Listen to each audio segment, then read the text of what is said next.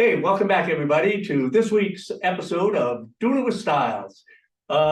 So any of you who have been watching the station or listening on your app on your phones, you know that I'm a pretty big old radio enthusiast. I have radio shows from the 30s, 40s, and 50s randomly dispersed throughout the day for your listening pleasure. So you may be listening to the Rolling Stones, and then next up is Abbott and Costello. Well, today I've got three gentlemen that are just going to fit right in there. They are called REPS, which is the Radio Enthusiasts of Puget Sound. And there's also Spurdvac. Did I pronounce that right, guys? You did. Okay, then we'll get into that a little bit later. But I'd like to introduce Larry Gassman and John Gassman and Walden Hughes. Now, you'll notice Walden is not on camera, and that's because Walden is in the Witness Protection Program, and the FBI has asked that we not show his face during this broadcast for his own protection. And his voice is distorted, too, you'll notice. I believe in the shadow, so that's why how we do it. I'm going to let you start off, Walden, and tell us a little bit about REPS and how it got started and what the heck are you doing this for? Okay, REP's been around since 1992. It started the year before, 1991. A group of radio enthusiasts in Seattle decided that there should be an old-time radio club, and they could collect shows together and have meetings. And the first big guest was John Archer, who was the Shadow for 1 year in 1944-45. And that launched the club, and they've had major 3 or 4 day conventions over the years.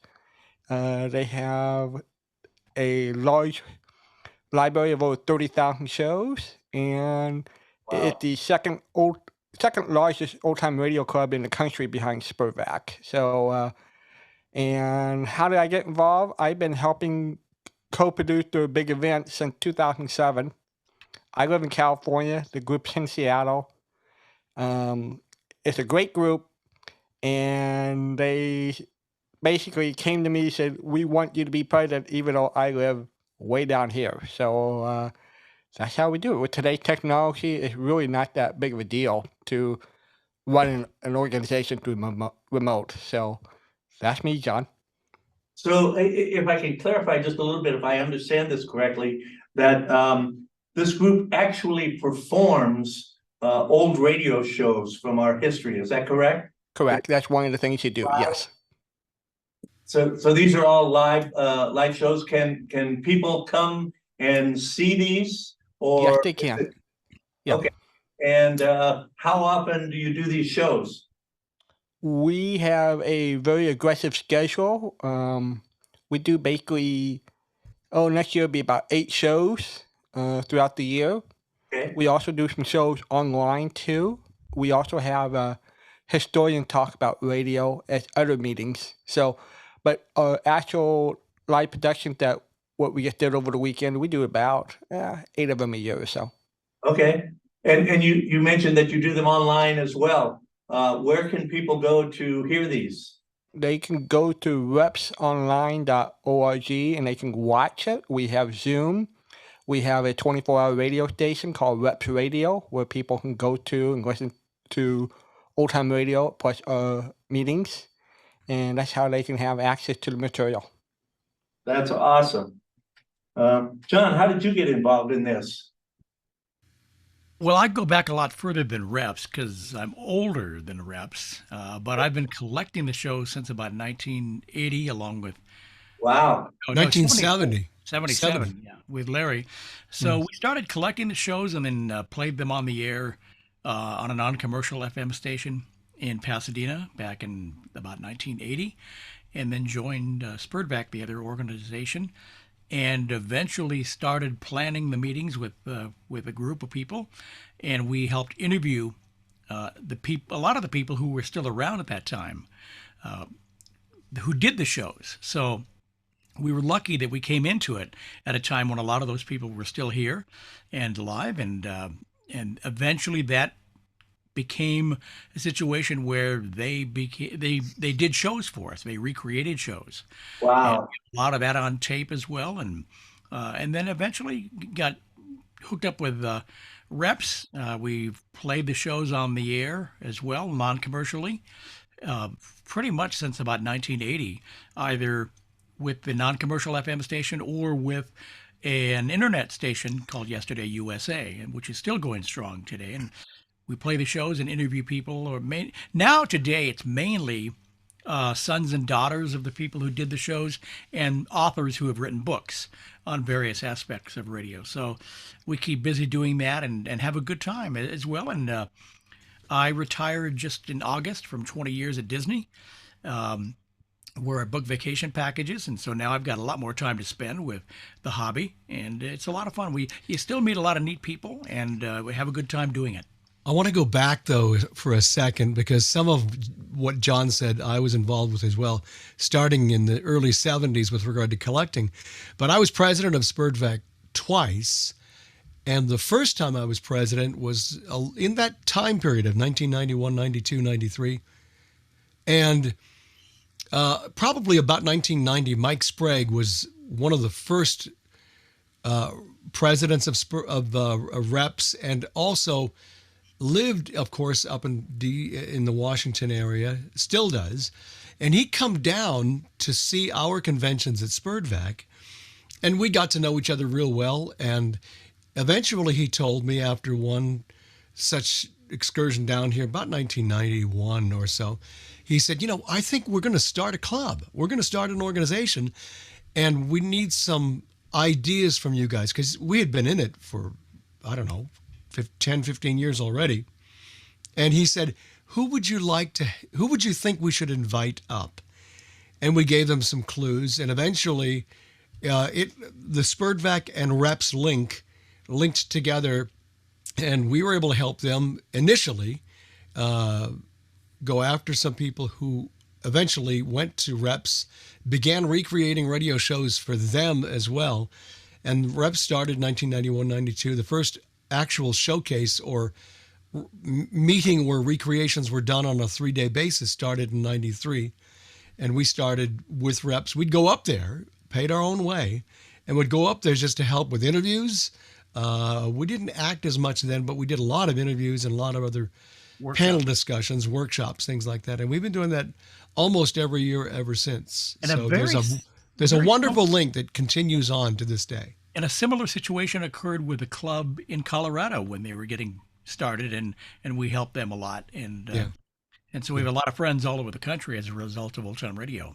It's a small group because, the three of us been active helping put out the convention back in New Jersey when it was going strong. Mm-hmm.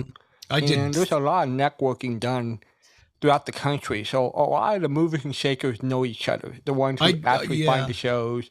The one that I chaired 30 SPURDVAC conventions with a lot of help from a lot of people. It certainly wasn't me. Walden has chaired several for Reps. Yeah. John and I have been on the program committee to help him as we do interviews and plan, etc., for Reps as well. So even though I was intricately more involved with SPURDVAC as an officer and a president and a convention chair, I made sure that if somebody needed some help across the country, no matter what club it was, I was involved to help them, because the main thing is we want everybody to succeed. This has nothing to do with ego, because if one person succeeds, we all succeed. Yeah. And that's the way we've always done it, year in, year out. We have been blessed to interview thousands of people over, since I've been running the radio station, for over 20 years. John Roy with their own show. Even before that. We're connected deeply with the performers of the 30s, 40s, and 50s, their kids, their grandkids in some cases, and historians. And so we have our hands so much of this hobby that we probably know more what's going on in terms of how to find people, where the body's buried in terms of who got what in terms of disc. And so we have a hand on the pulse of a lot of it. And aren't you guys involved in trying to restore some of the old recordings and Yes. kind of updating them to a more current format? John and I have been since the 70s, and it was different then than it is now. Yeah. Because with regard to technology, there's so much more now that can be done than initially in the 70s and 80s, and now the things that they do to restore things are marvelous that we could not have done 40 years ago, 50 years ago. So we're all involved in that. We're not doing it. The three of us are not doing it anymore technically, but we basically have a pretty good idea as to where most things are, and we are in touch with the people who do it from a digital standpoint. Or also ask first, can they find a better copy, or Yeah. can they help us open the doors for rights holders? I mean, we can go on. There's great stories about the Lone Ranger collection was saved by John and Roy in 3 days, for example. There's some great stories about. Not just us. Yeah. I mean, there were a just lot of happened to people pick- saying, But you, we you happened guys to were the pick up the point guy phone. on that, though. Well, we Yeah. picked up the phone when they called, but That's what I got mean. a lot of help in terms of backing up the trucks and picking up the material. people But that like was Vince, three- people like, the Rattle Corporation gave you guys 3 days. You're also going to throw Yeah. out all 3,000 discs. Yeah, yeah. and we got it done in 3 days. Vincent Price donated his discs to SpurtVac. He just called out of the blue. He'd been receiving our newsletter, and he Wow. called and he What said, did he say, Larry? I have these discs. I would like you to have them. I don't do Vincent Price well, but so somebody went over and got them. We went over and got them, We did. huh? Yeah, we did. We did, and we got them dubbed, and that's a lot of what the hobby now enjoys in really nice sound is those programs from his discs. Cecil B. DeMille's grandkid gave SpurtVac all the Lux shows. That they had. They They didn't have them all, but they had a No. goodly number of them. And if I'm correct here, everyone that's involved in the organization is basically a volunteer. Is that not correct? Yes, So, that is true. so how do you? I mean, I don't care what kind of an organization you have. You always need money. And do you guys get any grants, or is everything that you're doing funded by donations, or is there a cost to see the shows or join your organization, or Yes, to all of that. what do we do to get people to give you money is what I'm trying to say. Well, all of what you just asked is Okay. happening with both organizations for the most part. Walden can go into a little more depth than that because he's much more involved with money. I don't know that he has as much as we do, but he is involved with money and grants and other things and can tell you a little more. Okay. The things have evolved over a period of time, John, that when the club started in the 70s, SpurtVac and reps, and I was mostly private individuals joining with a membership. Yeah, and in those donating. days, the early days, the lending libraries where people were, can you imagine there was a thing called cassette tapes, reel-to-reels and CDs? Reel-to-reels and cassettes. Yeah. Yeah, that's how we traded. They were shipped to people's houses. They had 30 days. They could copy them, ship them back. And that was a good source of income Wow. until the internet showed up. And pretty much once the internet showed up, it knocked all the income stream out. Sure. And now there are people who donate pretty good size. And now I realize, the older we get, more people are on more fixed income. So I'm so heavily involved in looking for grants and foundations and things like that to keep it alive, because it's an art form that should not die. And you're Yeah. finding that these people want to donate. Yeah. They want to give money away, which is Yeah. wonderful for us. But It's so- a lot of work. It was for 6 months. It's 50 hours a week for me, ordering 6,000 grants down to 800 to send out, and 5,000 corporations to get it down to 100. So it's a bloody amount of work, but at least I've done it. So at And least we're in a we'd better have a lot position now. more shows, except that radio stations in the early days were notorious. If they needed extra space, I'll just take this junk down to the trash and dump it. And they did that, unfortunately, and we lost a lot of material that we'll never have again. Well, little Orphan Annie 10 years was dumped in the trash. Hollywood They can Hotel say. for the They can 30s. say, That yeah. was, Hmm. then Ken Niles said nobody probably were going to take Yep. it, you know. Yep. Yeah, So a lot's been saved, but a lot's been lost as well. If I go to your website, the repsonline.org, do you have a button there that I can just punch and donate or yeah, become a yeah, member? you can do that. You can join the club that way just by and then we'll give you a link that way you can download your hard content 30,000 shows for your Wow. own personal library. And these are high quality. What you find on the internet today is not very good quality. I've noticed that. I've noticed that. Yeah, it's just not. And So we're talking about becoming a member of Reps, right? Which is separate yeah, from Spurback, right? right. Correct. Okay, and so for those people that hear me keep talking about that, that actually stands for the Society for Preservation and Encourage Radio Drama, Variety, and Comedy. Is that right? Right. Hmm. You got it. So but that's a separate organization, Yes. Reps. Yeah, Okay, although you Both work organi- together and back and forth, but correct. so what I want to do then is I want to encourage people to go to the repsonline.org and check out what these guys are doing.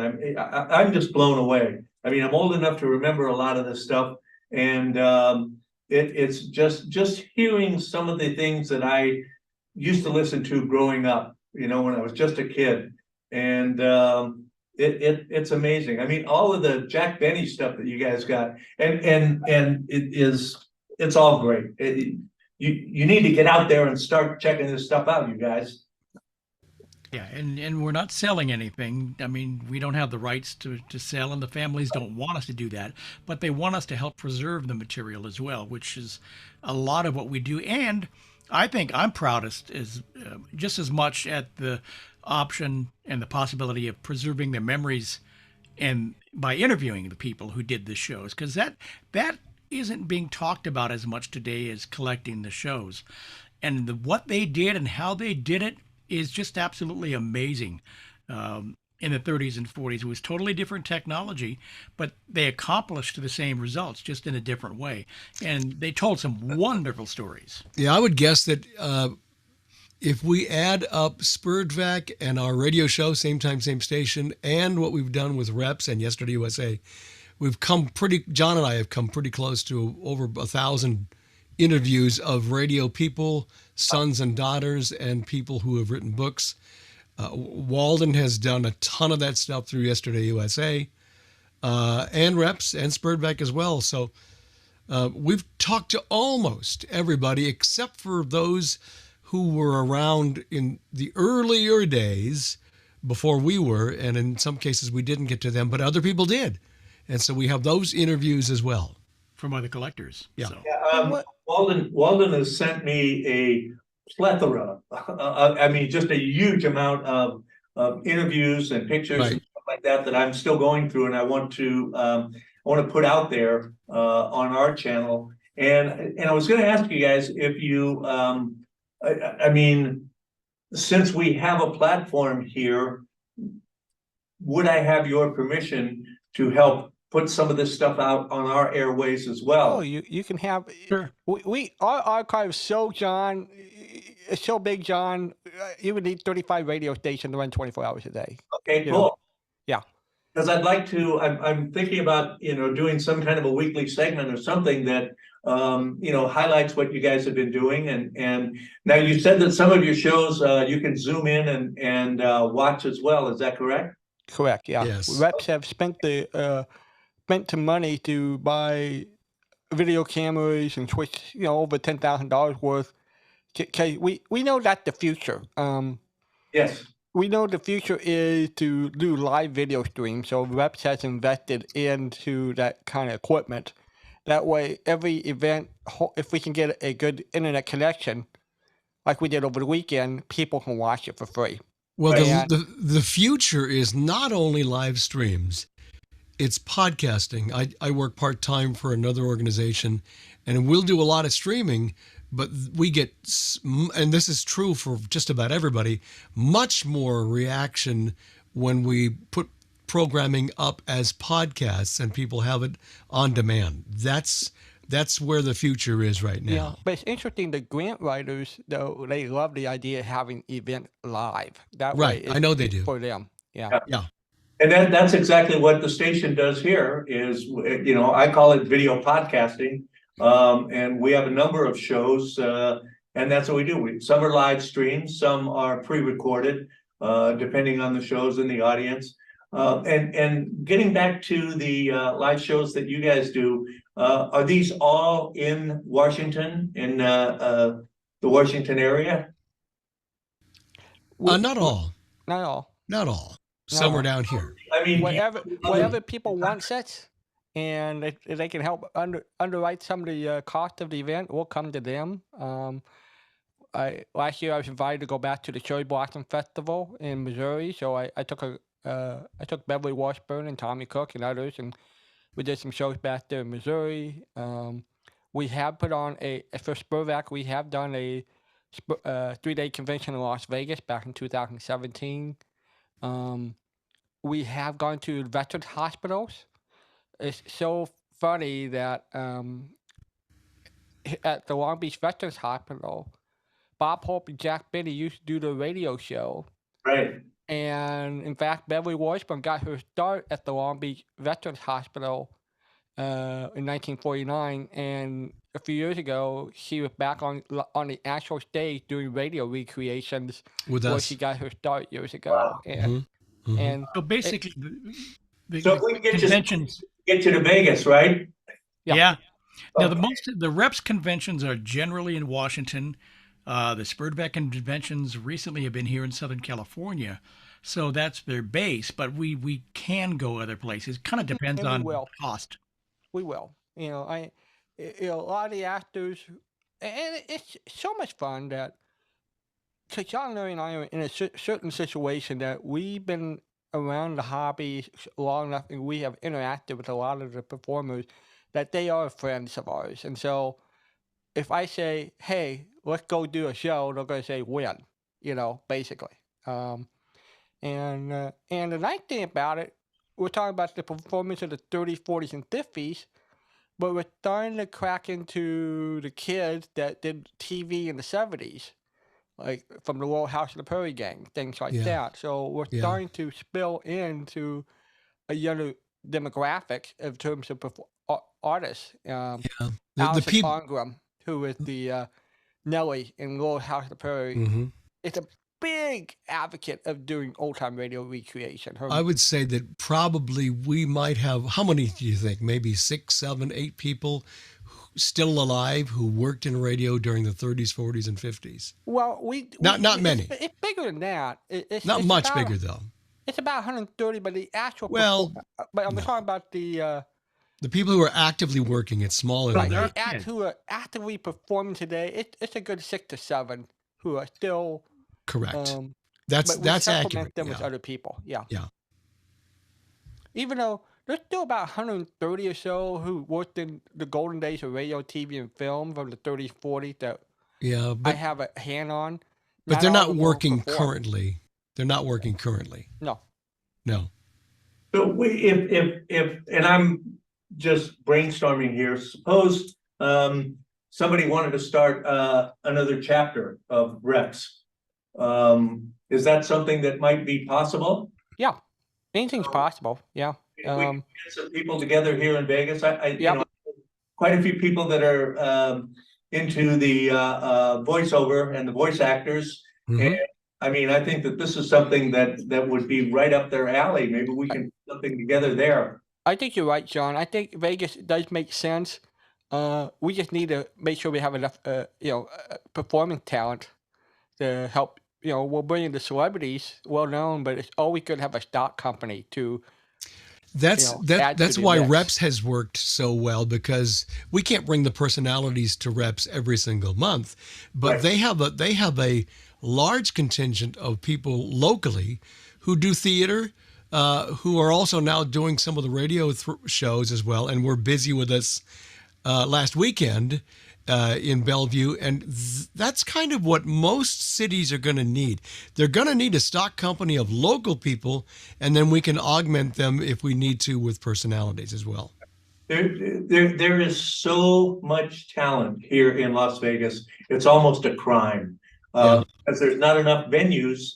And you know, I'm going to talk to Linda and Beverly and see if maybe we can, you know, put something together here that you know, might go somewhere. But Sure. I'm it's a concept that I love. I'm fascinated. And maybe it's just because I'm old, but and Larry and John and I were talking before the show about the magic of radio was that it forced you to use your imagination that we don't always get to do today. I mean, unless you read a lot, but that you know, the old Lone Ranger, the Abbott and Costello, Red Skelton, all of it, you know, all of these old Jack Benny, you know, and the Bickersons. That's the one I was Yes. trying to think. And Ma and Pa Kettle, and all of these old people that, you know, there was so much going on to put that show on with the sound effects and the you know, it's just it's fascinating, and I don't want to see us lose that, and I understand that's probably the way you guys feel too. You know, it's not like it's something that needs to be preserved. It's a part of our history, and it's a part of our culture worldwide, not just here. I mean, so anyway, sorry, I didn't mean to hold up all the time there. No, but I think you're right, and something that's happening and has continued to happen over the decades is that most of our friends are now gone, and it's now people like us, sons and daughters, who have that link to what was before. Right. And when we get older and we're gone, that link will be minimized Right. to people who never were there at the beginning. So it's up to those of us who are left to continue the link to make sure that people who come after us have the same kind of enthusiasm and enjoyment and love for radio as we do. Otherwise, it's not going to work. You've got to continue the process over time. Radio is not lost. What I call terrestrial radio, which is, you know, not a streaming site, but it's not lost. I mean, almost everyone has a radio in their car, or you know, it's so there's a lot of radio stations around. There's my brain's working. I'm sorry. Well, it's interesting that the family members that we know, a lot of them to support it. Like all Jack Benny grandkids are really big supporters. advocates to keep Yeah. their grandfather legacy alive, and so they're active about that. You know, Luke Costello's two daughters are still very active at trying to keep Yep. Luke Costello's memory alive, and so it's always fun. I mean, we've had the opportunity to interact with Jimmy Stewart's daughter Kelly a lot over the years, and it's always fun to find families who care enough to make sure that the stuff is preserved, and they'll let their memories come out at the different events. That way we can honor them and cherish them, and that's a big help. Speaking of Lou Costello, I mean, he was. I don't think people realize what a really beautiful human being that guy was. Yeah. You know, I mean, he played the clown, he played the idiot, but I mean, he did a lot for people. He did a lot. Anyway, Well, a good example of that, John, for every Christmas when 1951, he went down to the local TV store and bought $30,000 worth of television set to give away to his friends. yeah. He started the Lou Costello Youth Foundation, and I think it's closed now, I believe, but in 47, I think, that foundation opened up, and it was a resort, a resource for people who were like little, kids, Right. teenagers who had issues and needed somewhere to play on the playground and maybe swing and slide and basketball and football and other things. And Lou realized that there needed to be somewhere where these kids could go. And it lasted for a very long time. I think maybe it's still around. I'm not sure. But in 47, it was a big deal. And he did so many community things throughout his life that we're not even aware of. It's just amazing. Well, that's what makes the interviews that you do with some of these people or their family, or those who are left behind. That's what makes that valuable. Yeah. In my opinion, people love to see and hear what goes on behind the scenes. What didn't we see? All of the things that, how did this get put together? And even the mistakes. I mean, people go to the movies and most of them hang around for the end to see all the bloopers, and those are the kind of things that makes people think, oh, they're just like me. Yeah. That's Sure. stuff that I would do. We know Karen Grime. Karen was Zuzu in the movie It's a Wonderful Life. He has a one-woman show where she goes on the road and show bloopers of the movies of It's a Wonderful Life, and people get a kick out of that. They like to see what went wrong in the actual movie. So you're right, John. Well, we like to laugh at ourselves. Yeah. I think that's a valuable lesson that we need to learn as human beings. So One of the great, several daughters and sons have started shows to publicize and to pay homage to their parents. One of the most clever ones I've ever seen was Don Knotts was, of course, a very fine character actor, and we had him at several conventions. And after Don passed away, his daughter, Karen Knotts, wrote a book and also created a one-woman show that she took around the country. The title of her book and the title of the show she took across country was Tied Up in Knots. Isn't that a great title? I don't know who thought of it. that's awesome. Yeah, it really is. And I think she's still active. doing it. She's still doing the show. I believe she is. She's still active. I saw her on Facebook here not long ago. She's been on the show a couple times. We've had her. And What do you guys got coming up in the future? Anything exciting that we can talk about? Well, and we got a 4-day event coming up in Seattle in March, March 21 to 24. We have Margaret O'Brien going to make a return visit. Margaret's still very active. And we have Beverly Washburn and Mimi Gibson, Sharon Baird, Tommy Cook, Duffy Singer. We also have guys who do impressions. Brad Zinn is a great comedian. He should be somebody on your show. he'd be marvelous for this. He's able to do magic. He did magic in Las Vegas, and he has a one-man show that he does 23 of the famous comedians. And so Brad comes, and if we want him, his George Burns is off the charts. His Jack Benny's very good. His Johnny Carson's off the charts. Red And so Skelton.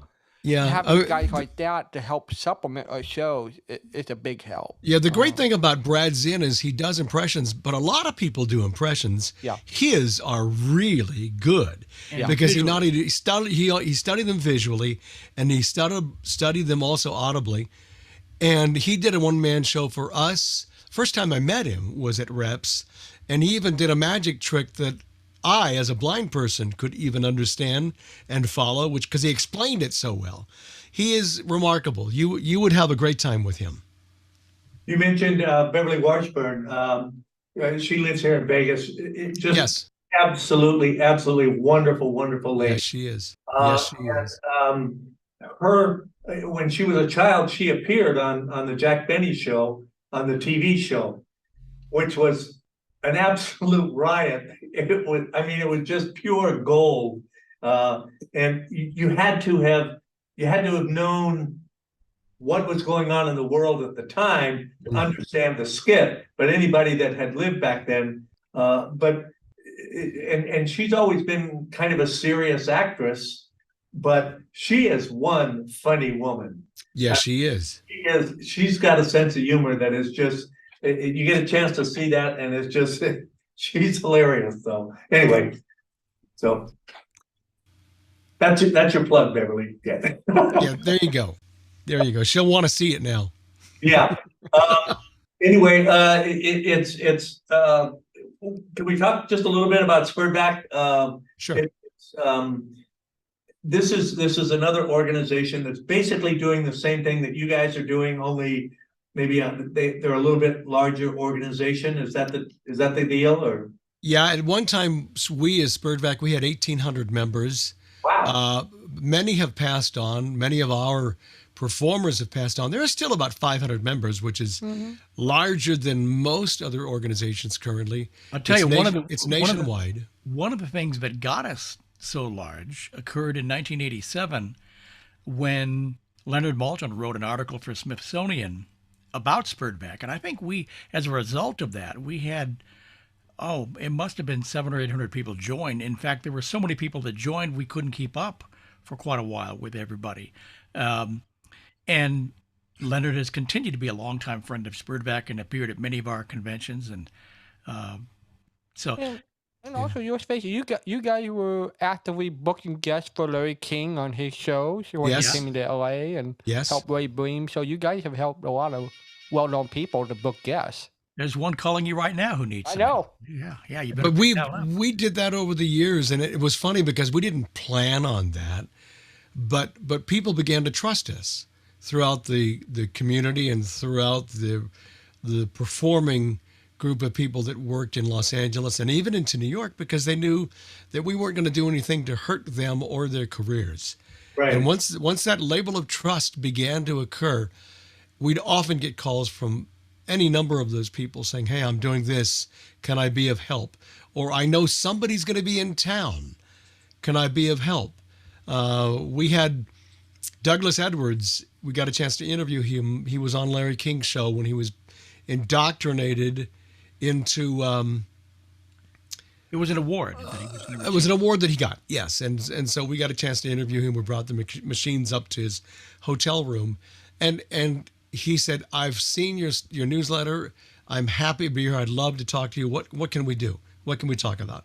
Right. And that's the norm. And when you again, if you obtain that level of trust with people, everything usually works well. And We had Stan Freberg on. This industry, there's a lot of networking that goes on. I mean, that's that's how I got to work with the Sinatra family, because Kitty Cowan, the big band singer, trusted me, and so her best friend was Nancy Sinatra Sr. So that's how I had to work. And a lot of time when you're dealing with show business people, trust is big. They don't, because they're in the public eye. Yes. They want to make sure if they invite you into that inner circle, that you will honor and make sure that they're taken care of in a lot of ways, that not you don't disclose or you don't hurt them in any ways in terms of contacts and things. Well, And that's when Spurback really was important. doing its initial meetings, it didn't have guests, but then they began to chat with people, and then eventually I began with John taking over the idea later on of doing our monthly meetings. And the first couple of meetings, I talked to agents, and it worked. But it really began to work when I began to meet people from radio, and they knew that I wasn't going to do anything to hurt their careers. And we became friends. And then they started talking to other people saying, "Have you met these people from Spurback?" And the people would say, no, I don't think so. And it began to eventually elapse to the point where we didn't have to go through agents anymore. We would, through word of mouth, people would call us and say, "I'd like to be able to maybe chat to your organization," or "I've got a friend who is really, really good. You should have them on your show, or you should have them at a Spurback meeting." And it just took off from there.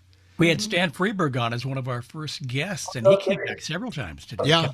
Well, Wow. tell John he would appreciate the Mel Blanc story. I think he would get a kick out of your Oh. Mel Blanc story. Shall I? You want me to do Go it? ahead. Do you want to do it? Go ahead.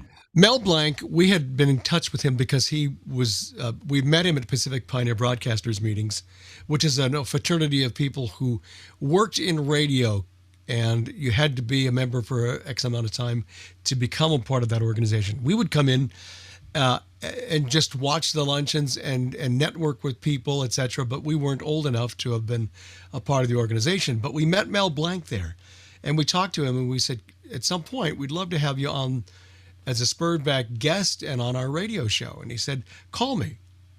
And so we did. And we set up a date. This is in 1988 when his book, That's Not All, Folks, came about. Wow. And so he lived in Pacific Palisades, about an hour and a half from where we were living at the time, which was Whittier. And so we had a friend drive us all the way out to his house. And his son, Noel Blanc, who was still alive, had knew about this. And we walked up to the door, rang the doorbell, and Estelle, his wife, said, oh, gosh, oh, I am so sorry. Mel double booked. He was at a luncheon getting an award. He will be devastated. And so she said, let me make sure I have your number and address. And we gave them to her. And Mel called us back about 2 or 3 nights later, and he said, I am mortified. I am so sorry that this happened, because somebody had to drive us all the way up and all the way back. Yeah. He said, when do you want to do this? And we gave him dates, and we agreed upon a date. He sent a limo for us, and it came to Whittier, took us all the way an hour and a half up to Pacific Palisades. There was Noel Blanc in a helicopter waggling his wings above the house. And Mel took us in. We did the interview, had lunch with him, and spent about 2 hours with him. And then he had the limo drive us back. Just incredible. I was amazed.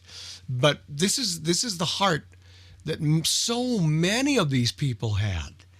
That's the thing that I had an opportunity to meet Red Skelton. I used to live down in Palm Springs, and back then in the summertime, Palm Springs closed. I mean, everything closed. It was the summer, it's too hot, everybody split. But Red Skelton lived there, and my wife and I were in Baskin Robbins. We went in, sat down, got an ice cream cone, and this old guy comes in with his wife, gets an ice cream cone, sits down next to me, and just starts yapping away, talking like crazy. For about 45 minutes. Then he got up and left, and my wife goes, that guy looks familiar. Who is that? And I go, my God, that was Red Skelton. That was Red Skelton sitting right here. And just talking to me just like I was his best friend and all kinds. So move ahead 20-something years later, I'm down there to visit my sister. I'm in the mall there in Palm Desert, and I happen to look into this shop, and there's Red Skelton. This was probably maybe less than a year before he passed. Mm-hmm. And I walked up to him and I said, Mr. Skelton, I'm sure you don't remember me. My name's John Stiles. We met back in 60, 70, whatever it was. And he goes, oh, yes, I remember. And I must have looked really stunned. And he goes, no, I'm just kidding. He goes, I meet so many people, but yeah, that's funny. It's just great. It's just, they had a great sense of humor. And with just so when you meet people that you have this fondness for, because they are entertainers and they turn out to be decent human beings as well, it just makes them that much more valuable to us as a culture. I agree. And the radio people primarily were like that. Very few exceptions. There might have been some movie people that weren't like that, but the radio people were family people. And you could tell it right away. Sorry, Walden. Go ahead. Yeah, that's what I think. I think of the people who were working in the business in the 30s, 40s, and 50s. We have found a lot of them be good people to deal with. Really, there's really no ego per se in a lot of them, and it makes our life so much easier. A, to produce a show, and B, to do interviews. That way you don't necessarily have to worry about an ego situation. And no, because most of them will say, what do you need me to do? Yeah, it's not, here's what I'm going to do, take it or leave it. It's, what do you need me to do? Yeah, and those are the true professionals, because they understand what they're there to do. And that's their job, and they do it well. And I love working with those kind of people. Any of the if you want to call them stars or whatever that I've had the opportunity to meet with, have been that way. And it's the ones that want to be that, Mhm. well, I want to make sure this light's over here and I want to make okay, set this Uh-huh. microphone over here, blah, blah, blah. It's like, hey, I know my job. Just anyway. Yeah, yeah. It's interesting because I've done, gosh, I don't know, close to 1,000 interviews, and I did one once at Spurdvac with Howard Duff, who Oh, was a marvelous actor. yeah. But Howard he didn't know me. We had talked briefly on the phone. And so generally when Howard would do these things, and most other actors, they would size you up. And Right. they would know if you knew your stuff. So the first 2 or 3 minutes, I would ask him a question and he'd say, yeah, that's right. He would give me 2, 3, 4 letter or 4 word answers, but I would keep going. And I would not ask him stuff that was stock stuff that everybody asks him. I would keep pushing because I knew him and his career. All of a sudden, those answers got longer. And he actually knew that I knew what I was talking about. Right. And by the end of the interview, it was great. It was like we'd known each other for 30 years. But that doesn't happen often, but once in a while it does. And he was a great interview. You just had to draw him out a little bit and he had to trust you. Wasn't he married to Ida Lupino? He was. Yes, he was. Yeah, we didn't ask him to talk about her. Yeah. I made the mistake of I had a chance to meet Governor Jerry Brown, the Uh-huh. son's father, at a political event up in Northern California. And at this time, he was dating Linda Ronstadt. And so, introduced myself, and he's got a plate of food in one hand and shakes my hand. And I said to him, so, Mr. Brown, what's Linda Ronstadt really like? Oh, my. He just turned around and walked away. Oh, gee. And that's when I learned, keep your mouth shut.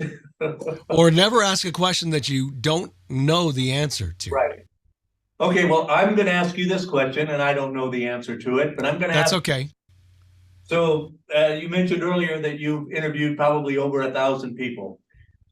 Is there one interview that sticks out in your head that says to you, this was the best interview I've ever done. It's my favorite interview. I'll never be able to top this. I would guess from my perspective, and Walden and John can talk to this as well, Right. it would probably be Norman Corwin, whom we chatted with on any number of levels. We were on the radio show many times, at Spurdvac many times. But he was just so easy to talk to. I mean, as much as he could have had this huge ego for all the things he wrote, On a Note of Triumph, for instance, We Hold These Truths, so many more. He was the kind of guy that you would walk up to, shake his hand and say, hi, how are you? And it was as if he had known you for 30 years. He was just a remarkably nice, self-effacing man, genuinely nice man. And I enjoyed, and several times he would call after a convention or whatever, and he would say, hey, it's been a while. When do you want to go to dinner? Let's invite some people and we'll meet wherever we met. Usually it was down by where he lived. And we would go to dinner and just chat and talk about not necessarily radio, but just anything. Sometimes it was political, sometimes it wasn't. Sometimes it was about radio. Maybe it was about, I don't know, maybe a book or whatever. But we would invite people, or we would go by ourselves, and had just a great time with him. He was by one of the most enjoyable people I think I've ever had the chance to meet. Well, Walden, how about you? Oh, guys, that's a toughie. Yeah, it is. When you ask the question, then I think of relationships that you build, and I was thinking of a late friend Janet Waldo, who was Judy Jetson in the Jetsons, and so she was, of course, Archer on radio and Emmylou on the Ozzie and Harriet TV show. We built such a friendship with us that she would call and say, Walden, I want you to interview Jane Meadows. She lives next door. I've been telling her all about you. Here's her number. She expects your call. And so, Janet would open doors to say, here, call Jane Meadows. Or I'm going to get Alan Young and let's have him on the show. I mean, And it was a great interview. All of them were great when she Yeah. did that.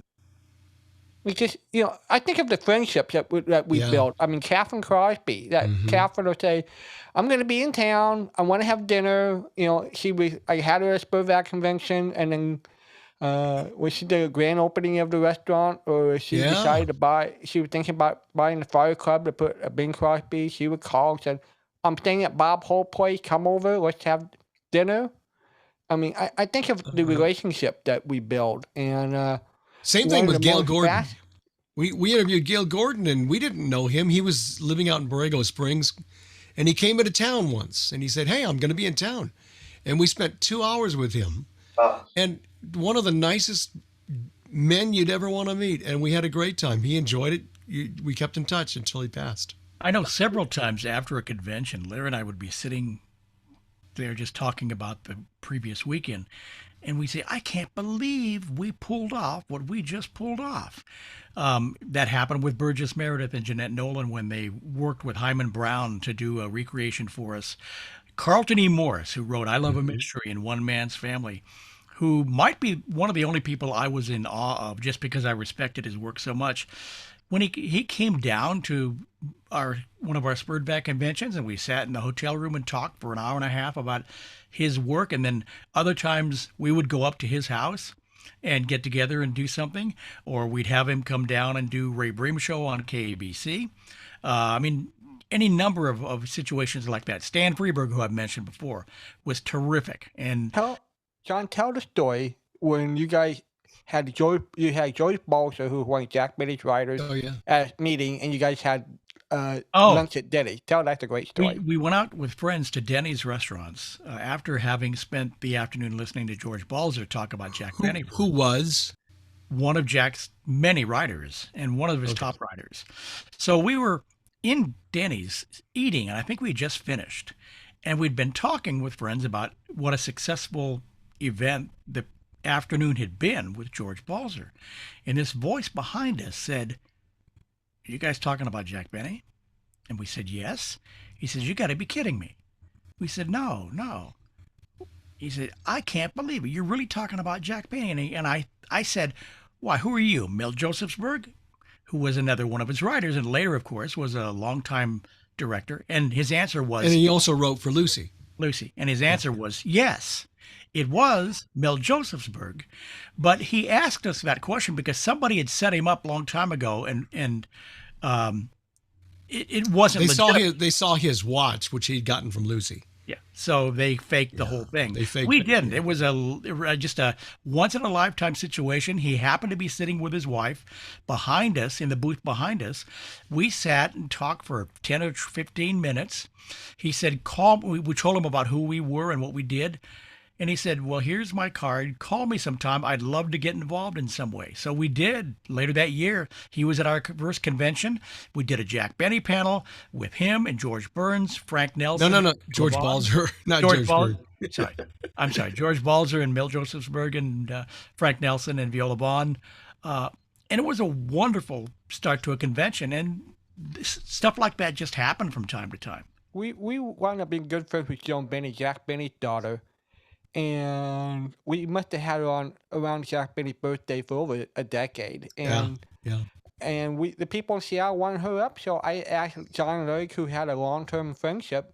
They called Joan and said, "Sure, I'll make the trip to Seattle." I mean, it was a great weekend, really cool weekend, because she was a wonderful interview and could talk your ear off, which was great.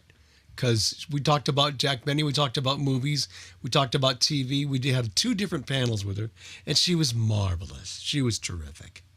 Nice. Gentlemen, we're kind of getting close to the end here.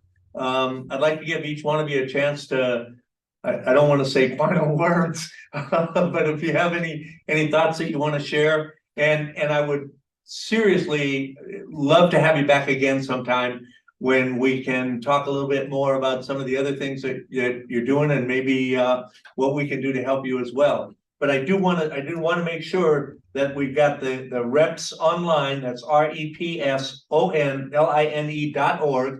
That's your website. We can go there. We can see a lot of what you're doing. We can donate. We can become members.